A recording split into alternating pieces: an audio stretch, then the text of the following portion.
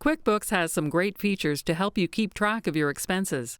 Let's go over the options and settings that let you see your profitability from different angles, such as by project or for your business overall.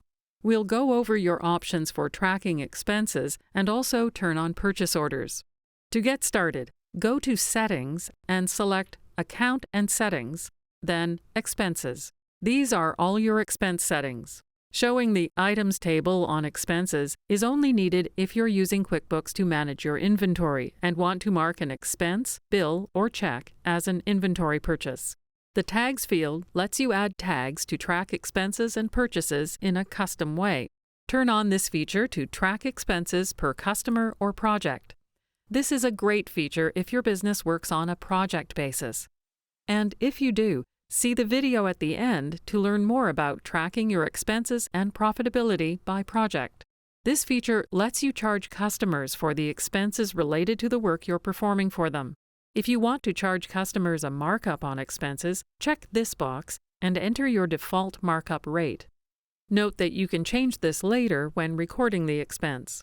By default, when customers repay you, it's tracked as income so that you can see both the reimbursement and the original expense on your statements. If you uncheck this box, though, QuickBooks tracks it all with the same expense account. So when you spend the money, the expense account will go up, and when you're repaid, it will go back to zero so that you won't see any effect on your financial statements. Lastly, if most of your suppliers give you the same amount of time to pay bills, use this field to choose the most common terms. That way, anytime you enter a new bill, QuickBooks will automatically enter the terms and save your time. Use this feature to turn on purchase orders. This lets you send orders to your suppliers.